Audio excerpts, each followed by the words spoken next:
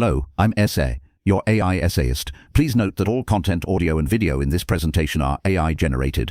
As AI can sometimes produce inaccuracies, I encourage you to verify any factual information presented. With that in mind, let's begin. The literary career of John Fowles begins with a deceptively simple and chilling premise. His 1963 debut, The Collector, presents itself as a psychological thriller, a story of abduction and confinement that appears to follow the familiar contours of its genre. Yet, to read the novel on this level alone is to miss the initiation of a profound, career-long philosophical investigation. Within the claustrophobic confines of a Sussex cellar, Fowles stages the foundational intellectual drama that will animate his entire body of work. Here, he meticulously constructs a laboratory to test one of the 20th century's most pressing questions, the agonistic struggle between existential freedom and the deadening forces of determinism. The novel becomes the crucible for this conflict, and its innovative structure provides the specific methodological tool for its exploration. Fowles's solution to representing this philosophical schism is the novel's brilliant dual narrator design. The first section belongs to Frederick Clegg, a lonely, repressed clerk whose newfound wealth from a football pool's win enables him to execute a long-fantasized plan. He kidnaps Miranda Gray,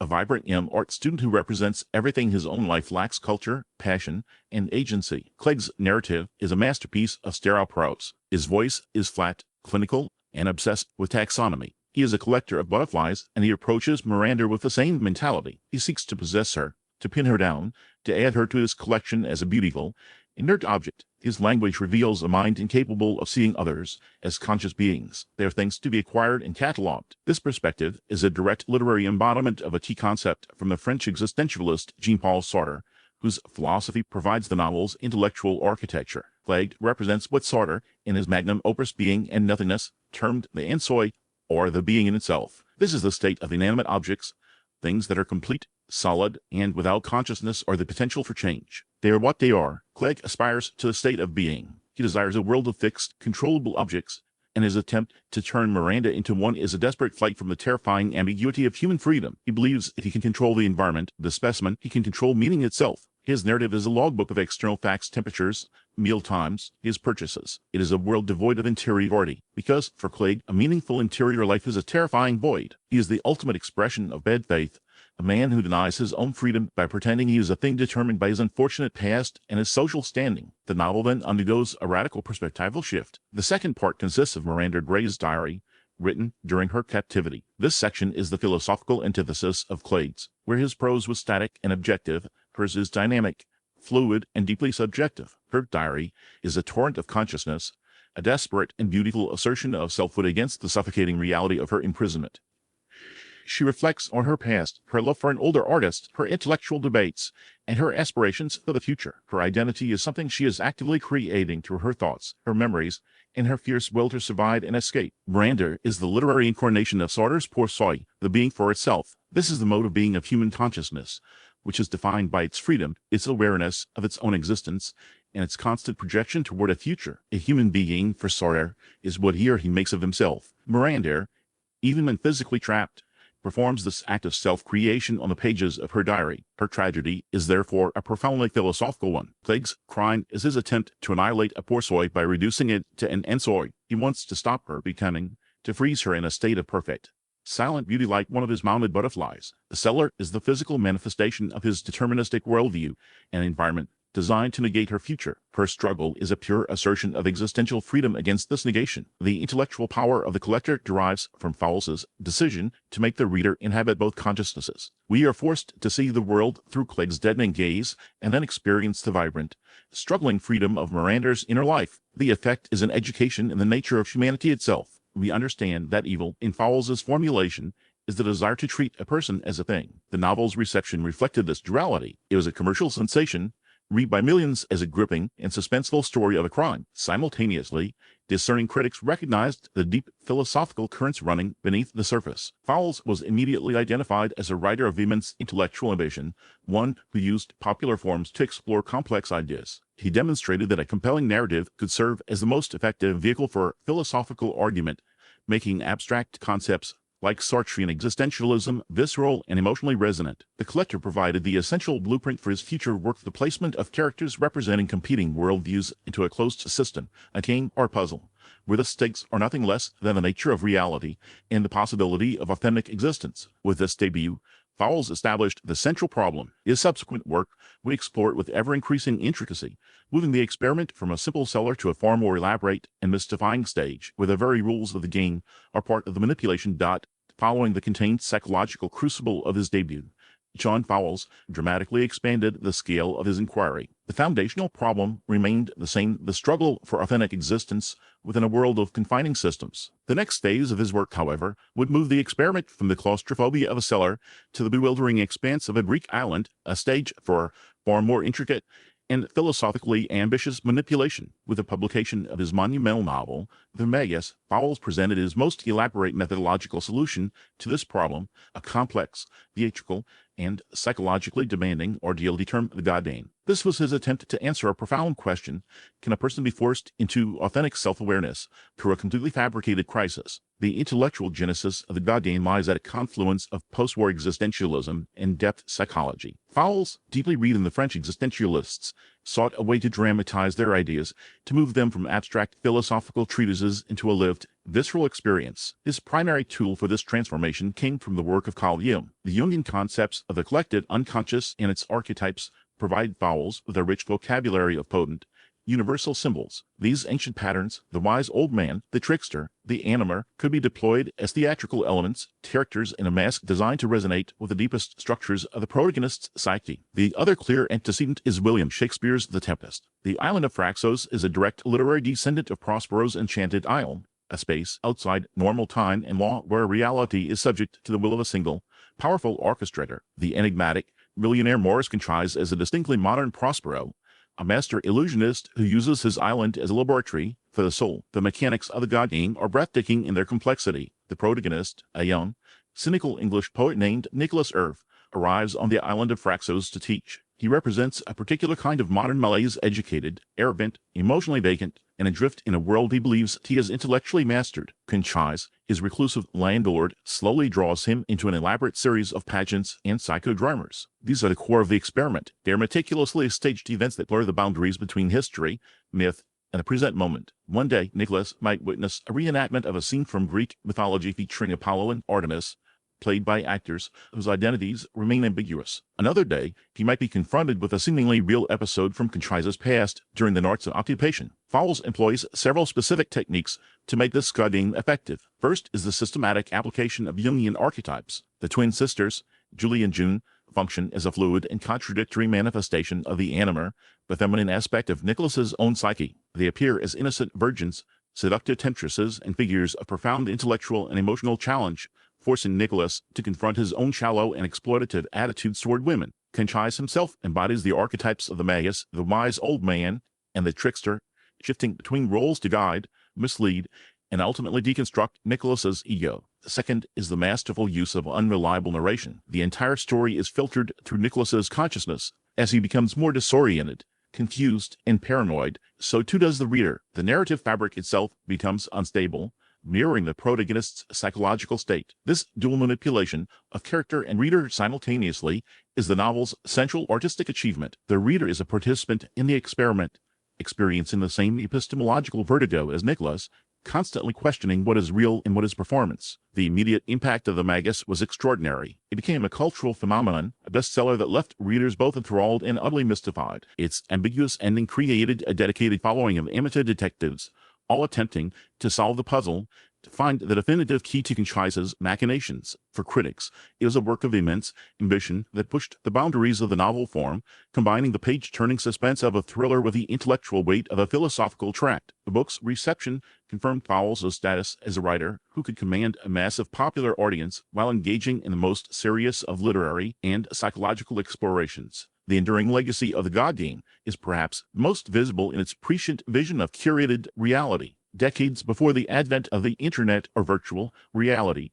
Fowles had conceptualized an immersive, interactive environment designed specifically to manipulate a subject's perception and behavior. The events on Phraxos are a direct literary precursor to the alternate reality games, or ARG, that would emerge at the turn of the 21st century. These games similarly blur the line between the digital and the real, sending participants on elaborate quests that require them to interact with fictional characters and scenarios in the physical world. The Magus explores the profound ethical and philosophical questions that arise from such experiences. It asks what happens to the self of the external world, The very ground of one's perception is revealed to be a deliberate construction. Through this audacious literary experiment, Fowles demonstrated that the novel could be a laboratory for consciousness itself. The godgame was his method for stripping away the comfortable illusions and cynical defenses of the modern individual, forcing a painful but necessary confrontation with freedom, choice, and the terrifying responsibility of creating one's own meaning. Having explored the deconstruction of a single human psyche,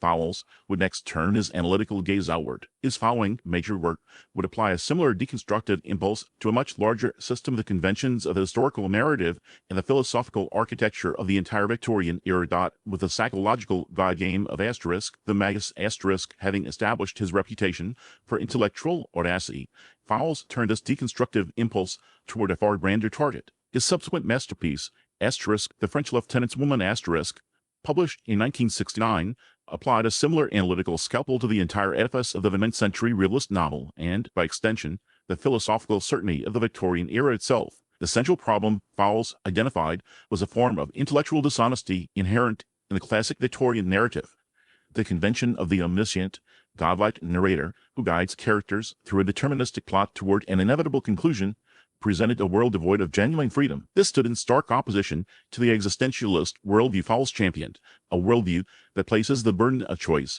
and the terror of contingency at the core of the human condition. His solution was a brilliant subversion from within, a novel that wears the costume of its predecessors to expose the very framework it inhabits. The genesis of this project lay in Fowles's deep engagement with both Victorian literature and 20th century philosophy. He was an admirer of Thomas Hardy, George Eliot, and their contemporaries, yet he was also a student of Jean-Paul Sartre and Albert Camus. This intellectual duality created a productive tension. He saw the Victorian novel as a powerful vehicle for social commentary and psychological depth, but one whose fundamental structure was built on a lie, the illusion of a controlled, knowable universe. The specific catalyst was a haunting visual image that came to Fowles, a woman standing at the end of a quay, staring out to sea. This figure, who would become Sarah Woodruff, embodied a spirit of defiance and enigmatic freedom that seemed incompatible with the restrictive social and narrative conventions of her time. The novel became his attempt to build a world for her, a world that could contain her mystery without trying to solve it, and in doing so, to liberate the novel itself from its own self-imposed constraints. Fowles's primary technique is a direct and sustained authorial intrusion, a conscious violation of the realist pact between writer and reader. This is most famously deployed in Chapter 13. Here, the narrator, explicitly identifying himself as a 20th century author, halts the story to lecture the reader directly. He discusses the philosophical chasm separating his own era from the Victorian one he depicts. He analyzes the characters of Charles Smithson and Sarah Woodruff as products of their age, shaped by the pervasive influence of Darwinian thought, which had shattered the illusion of a divinely ordained purpose. This narrative break is a deliberate act of sabotage. It forces the reader to see the characters as both living beings within a story and as textual constructs manipulated by an author. Fowles confesses his own inability to fully know his characters' minds, stating, "I do not know. This story I am telling is all imagination. These characters I create never existed outside my own mind." In doing this, he renounces the omniscience that was the bedrock of Victorian narrative authority. He presents himself as a fellow explorer alongside the reader, grappling with the opacity of the past and the freedom of his own creations. The immediate impact of this technique was to transform the act of reading from a passive consumption of plot into an active, self-aware engagement with the nature of fiction. The reader is made complicit in the construction of the story, constantly reminded that narrative is a choice, an interpretation, a shaping of chaotic reality into a coherent form. This method was profoundly influential, providing a blueprint for what would be called historiographic metafiction. The novel's most radical structural innovation, however, is its presentation of multiple, contradictory endings. After bringing Charles and Sarah to a potential resolution, Fowles literally appears in the narrative as a character, a bearded impresario figure in a railway carriage who turns back his watch, rewinding time to offer an alternative outcome. The first ending provides a conventional Victorian resolution. Charles finds Sarah.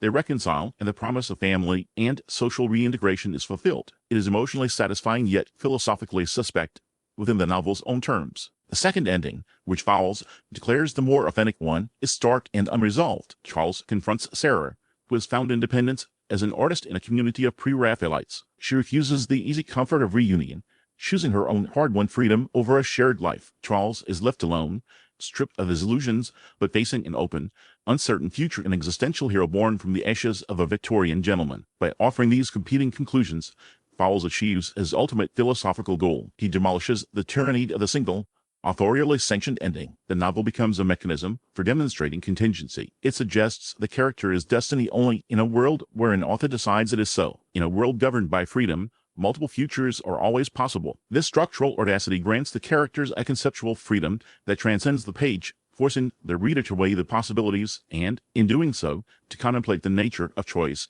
in their own life. The work's reception was immense, cementing Fowles' status as a major international author. Its influence radiated throughout the literary world, providing both a model and a provocation for a generation of writers grappling with the legacy of modernism and the problem of historical representation. The direct intellectual lineage is most clearly visible in the work of A.S. Byatt and Umberto Eco. Byatt's 1990 novel Possession is a direct descendant, weaving a contemporary academic investigation with a hidden Victorian love affair. It employs Fowles' technique of embedding fabricated historical documents, poems, letters, journals, to explore the difficulty of ever truly knowing the past, making the reader an active participant in the scholarly detective work. Likewise, Umberto Eco's The Name of the Rose set in a 14th century monastery, is a labyrinthine mystery that is simultaneously a profound meditation on the nature of signs, texts, and interpretation. Eco, like Fowles, uses the conventions of a popular genre, the detective story, to explore complex philosophical questions about truth and the instability of meaning, demonstrating a shared skepticism about the power of any single narrative to contain reality. Having so thoroughly dismantled the machinery of the 19th century novel and questioned the very possibility of historical authority, Fowles faced a new intellectual challenge. The deconstruction was complete. The question that logically followed was one of reconstruction. What new forms,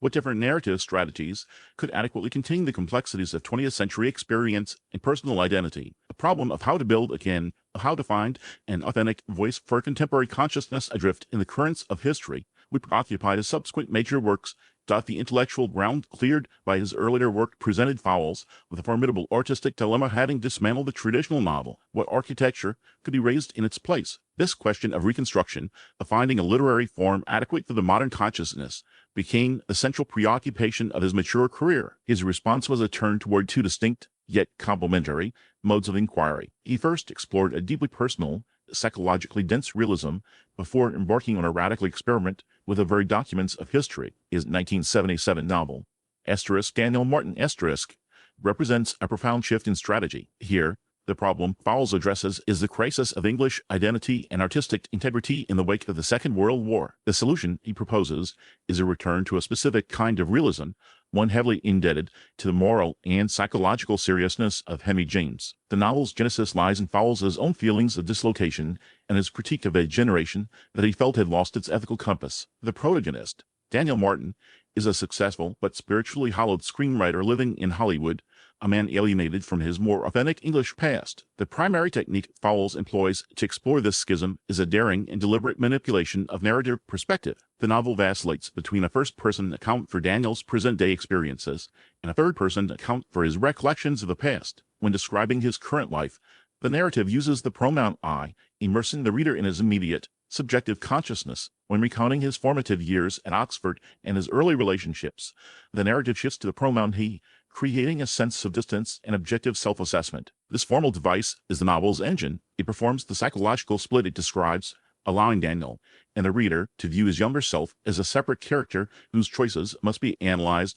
and understood. This constant movement between subjective immersion and objective scrutiny mirrors the protagonist's own struggle to integrate the disparate parts of his life into a coherent whole. The work itself is a vast, contemplative exploration of memory, love, and the moral obligations of the artist. The immediate impact of Daniel Martin was to demonstrate a path forward for the serious novel that embraced humanistic concerns and deep character psychology. It offered an alternative to the cool, cerebral games of more extreme postmodernism. Its reception was complex. Some critics found its length and introspective pace to be self-indulgent, a stark contrast to the narrative tension of his earlier fiction. For others, it was his magnum opus, a work of profound maturity and emotional depth that tackled the great questions of a lifetime. It solidified Fowles' standing as a philosophical novelist whose intellectual ambitions were matched by a deep engagement with human feeling. If Daniel Martin was an attempt to reconstruct the self through memory, his 1985 novel, Magus is an attempt to deconstruct the very idea of historical truth.